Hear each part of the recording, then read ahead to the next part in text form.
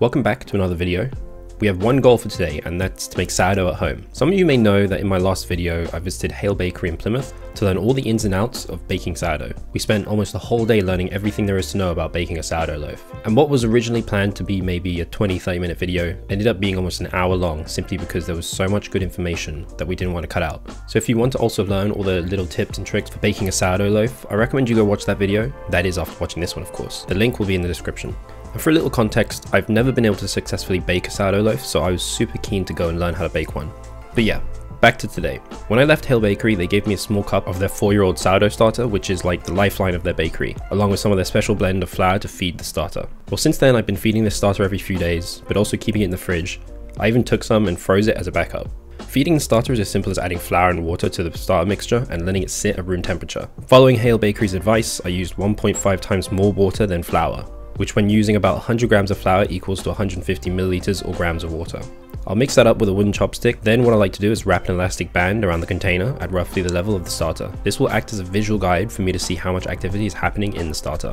When the starter expands, it should raise up above the elastic band, and when it's at its peak, that's when we want to use it. For this dough, we're going to need to make what is called a leaven.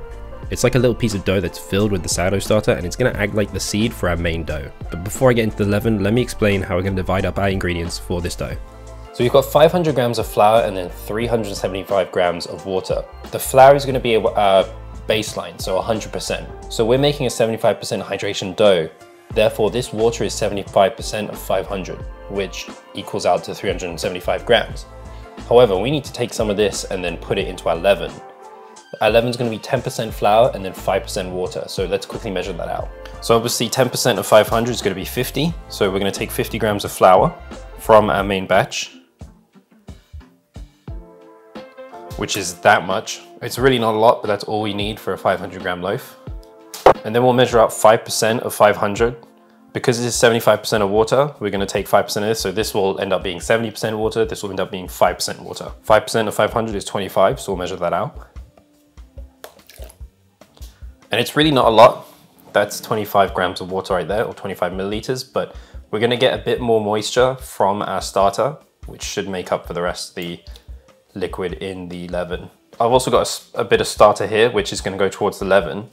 So in the end, our leaven is going to look like this. We've got the flour, the starter, the water, and then our dough is going to look like this, which is flour, water, and then we'll have a bit of extra salt, which we'll deal with later because we don't actually need it yet. To make the leaven, I'll take that 25 milliliters of water, then mix in a good tablespoon of the active starter. To that, I'll add the 50 grams of flour and mix everything together thoroughly. It should form a nice firm ball like this, and now we have to wait for the yeast in the starter to begin working on this. You can leave this overnight, although sometimes I'll put this in a plastic food container, covered, and then into my dehydrator, which I can set to a warmer temperature, around 35 degrees Celsius, to help speed up this process. Either way you do it, you're looking for the leaven to look like this, light and airy with lots of air bubbles inside. It will smell slightly vinegary and have an almost supple texture to it. Now this is ready to add to our main dough. With our remaining 450 grams of flour and 350 milliliters of water, I'll break up the leaven into chunks and spread it across the flour, then add almost all the 350 milliliters of water, but not all of it since we need a little later for when we add our salt. Bring together the flour and water and leaven to create a rough dough, but don't worry at the moment about it looking nice and smooth, since we need to let this autolyse. Once everything's incorporated, I'm going to cover this and let it sit for 15 to 20 minutes. The autolyse is going to let the flour fully hydrate and begin developing gluten, which we're going to develop even further in the next steps. Coming back to the dough after 15 to 20 minutes, I'll use a rounded bench scraper dipped in water to scrape the sides of the bowl to help unstick the dough.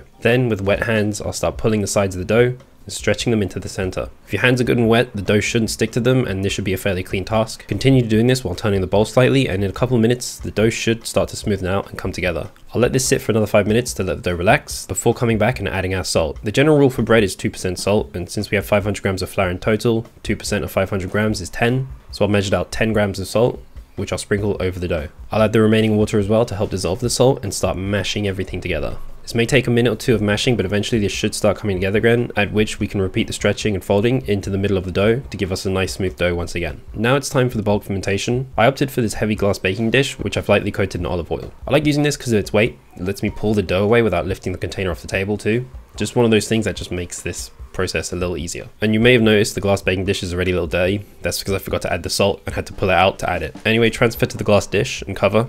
We're going to leave this for around 2 to 3 hours depending on how warm your kitchen is. But for the first hour or two, I'm going to come back every 30 minutes to give this a few stretch and folds to help further develop the gluten. We're going to do this with wet hands again, and don't be afraid to wet your hands even more if you feel it sticking to them. Starting from one side, between the middle of the dough and the end of the dough, I'll grab and lift until that side of the dough releases, then lower it back down while folding the dough over itself. I'll do this twice, turn the dough 180 degrees, and do it twice again. Then I'll turn the dough 90 degrees and then do the same. You won't get as much stretch as you do this again and again, so on the sides you may just want to do one fold for each side. Then once again cover it and let it sit for 30 minutes. I'll repeat this process a second time, double folding on all sides and covering for 30 minutes. And for the third and final time, I'll only do one fold on all sides. After the third folding, I'll let the dough sit for the remaining time, untouched. I ended up letting my dough proof for about 2.5 hours total, and as you can see, the dough has become much smoother and softer than when we started because of all the gluten development and the stretching and folding. Now it's time to shape this dough. I'm going to flour my worktop, then use a wet bench scraper to scrape down the sides of the dough just to help it release from the container.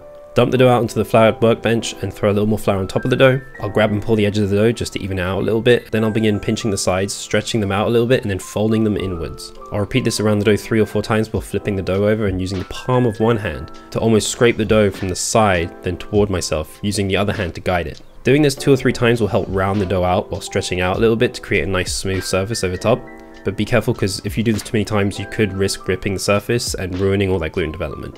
What I got here is a banneton, and it actually turns out IKEA sells these, so fairly cheap, so it's worth checking it out. If not, I'll have a link to another one that I use in the description. I'll throw some flour evenly across the banneton, then some over the top of the dough, then pick up the dough, flip it over and carefully place it into the banneton. Let it sit there for a minute or two to let the dough relax again. Then I'll do one final little pinch and pull to add a little bit more tension. I like to throw a little bit more flour over the dough before covering with a tea towel and letting it do its final rise. Now we have 2 options here. You can either leave this overnight in the fridge and bake it the next morning, or what I'm going to do is let this sit at room temperature for about 45 minutes and then bake it. During that 45 minutes, I've also placed the Dutch oven in my oven and set the oven to about 250 degrees Celsius to preheat the Dutch oven. 45 minutes should match up well with the time it takes to preheat the Dutch oven, so everything should be ready to throw into the oven and bake within that time. Now I'm not super comfortable dropping the dough directly into the Dutch oven because it's going to be ripping hot when I take it out. So I'm going to lay a baking sheet over the banneton, then place a cutting board on top, and flip the dough out onto the cutting board. I got a little worried here because the dough did stick a little bit to the cloth and it did look a little droopy, but I figured for the sake of the video I'd try anyway, and I made my scores, being sure to do them at an angle to allow good expansion of the dough. Took the Dutch oven out of the oven and carefully placed the dough inside, then covered back up again and placed it into the oven, lowering the temperature down to about 210 degrees Celsius for around 20 minutes. During this time, you don't want to lift the lid off and potentially release all the steam in the Dutch oven, which makes this almost unbearable, not being able to see if the dough is doing well. But after 20 minutes, I'll take it out and take the lid off, and I'll be real with you, I did not think this was going to come out this well. With the lid off, I'll place it back in the oven, lower the temperature to about 190 degrees Celsius, then bake for another 20-30 minutes or until nicely browned. This step's going to harden up the crust, but like not too much, so we have a nice thin and crunchy crust. Once we're done baking, I'll take the dough out, give it a little tap on the bottom to see if it's properly baked through. It should sound hollow when tapping the bottom. This one did sound pretty good and hollow, so I let it cool on a rack before cutting into it.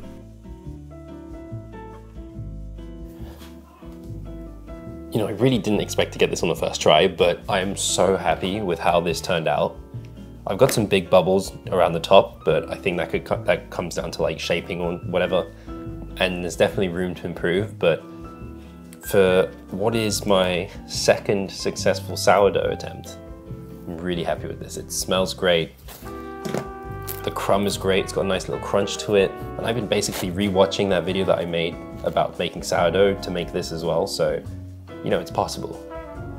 I'm really proud of this. Let's quickly try a little slice.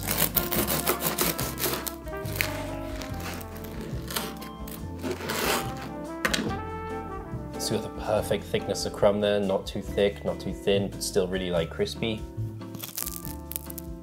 I think this is gonna be really good. So good, I'm so proud of this. It's crunchy, it's soft on the inside.